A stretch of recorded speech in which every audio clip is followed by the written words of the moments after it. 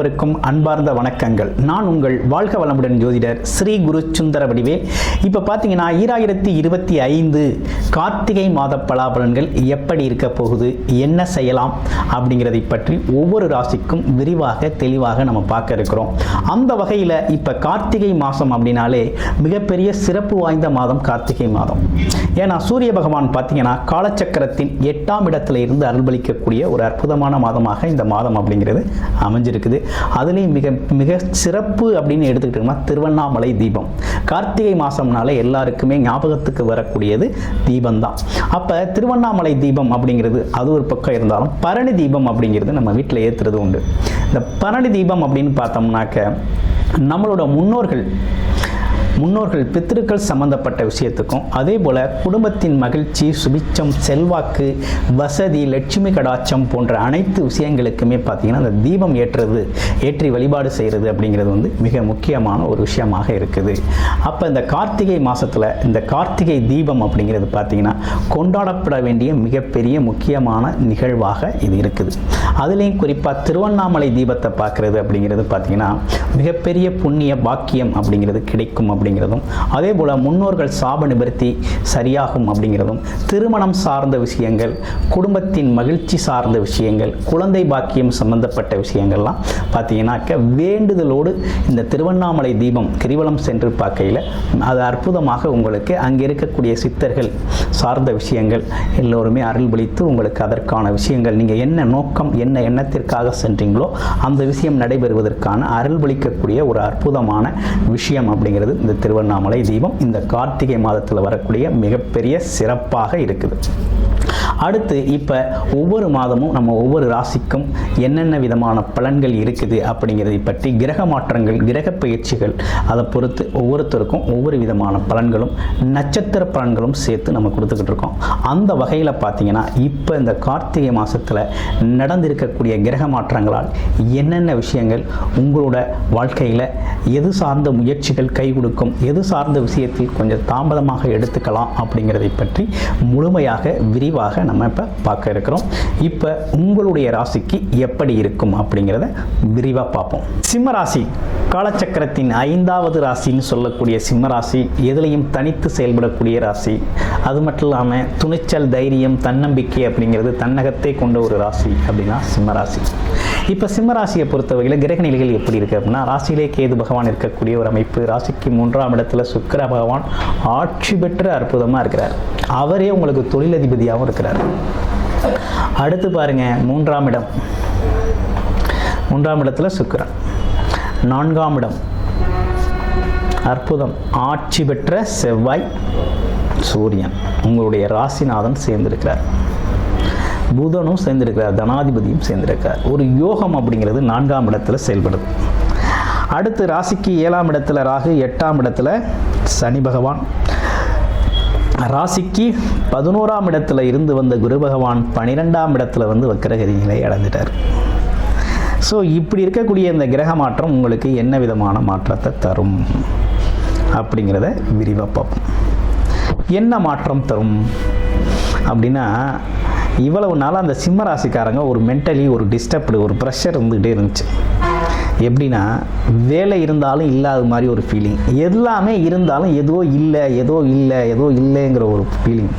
அது மட்டும் இல்லாமல் குடும்பத்தில் ஒரே வாக்குவாதம், அமைதியாக இருந்தாலே நமக்கு பிடிக்க மாட்டேங்குது.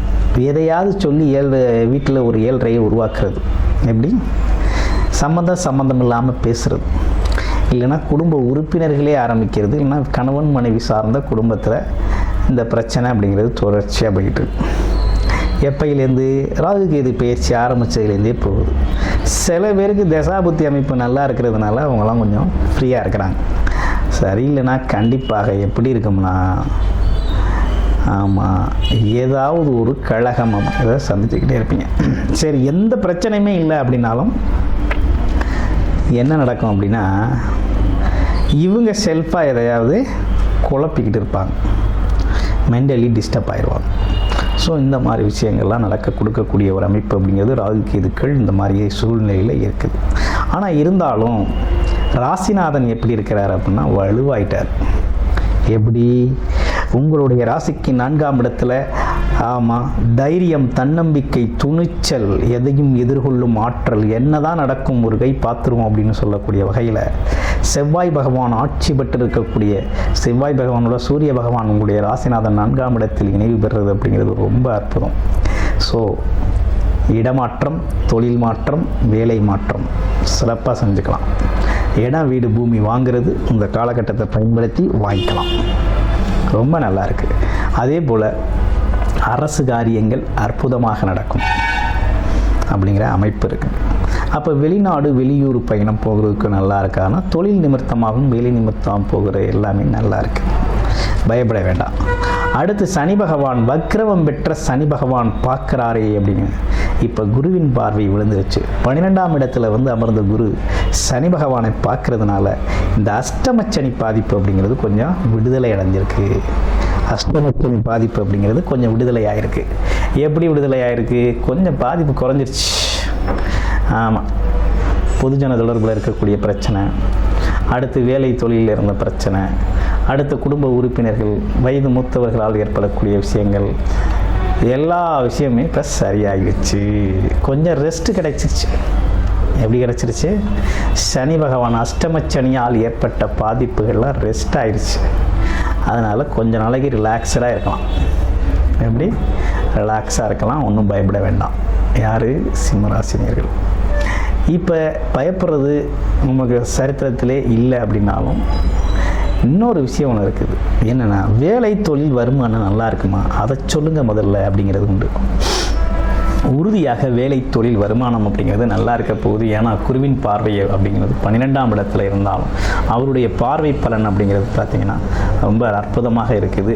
இடமாற்றம், வேலை மாற்றம், தொழில் மாற்றம், வேலை தேடி அலைகிறது எல்லாமே கிடைக்கும்.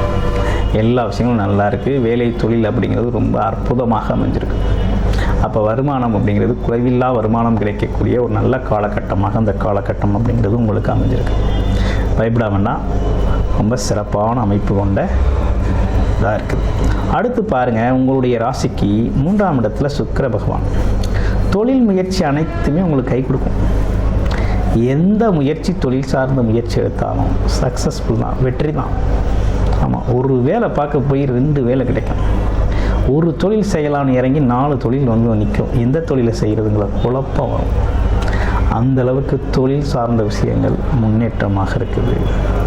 சரி, உறவுகள்லாம் ஏதாவது முன்னேற்றம் இருக்கா அப்படின்னு பார்த்தா உறவு நிலைகளில் நல்ல மாற்றம் ஏற்படக்கூடிய காலகட்டம் தான். என்ன மாற்றம் ஏற்படும் உறவு நிலைகள் அப்படின்னா, கொஞ்சம் இந்த பழைய கதையை பேசி நம்மளை தொந்தரவு பண்ணிக்கிட்டு இருந்தாலுங்களாம் விளையிடுவாங்க. அதே நேரத்தில் குடும்பத்தில் கொஞ்சம் விட்டு கொடுத்து தான் போகணும். அதே நேரத்தில் உங்களுடைய பிறப்பு ஜாதகத்தில் என்ன தசாபுத்தி நடக்குதுன்னு பாருங்கள். ஒரு நல்ல விதமான தசாபுத்தி நடந்துச்சு அப்படின்னா அவங்கள யாரும் அசைச்சிக்க முடியாது. ஆனால் தசாபுத்தி, ராகு கேது தசாபுத்திகளோ அல்லது பார்த்தீங்கன்னா ஒரு அஸ்தமனம் பெற்ற கிரகம், வக்ரவம் பெற்ற கிரகம், நீசம் பெற்ற கிரகங்களின் தசாபுத்திகள் நடந்ததுன்னா கொஞ்சம் உஷாராக இருக்கணும். ஆமாம், உஷாராக கவனமாக இருக்க வேண்டிய காலகட்டமாக மாறிடும். அதனால் பிறப்பு ஜாதகத்தின் நிலை அறிந்து இந்த கோச்சார பலன்களை பயன்படுத்துறது அப்படிங்கிறது ரொம்ப முக்கியம். நன்றி, வணக்கம், வாழ்த்துக்கள்.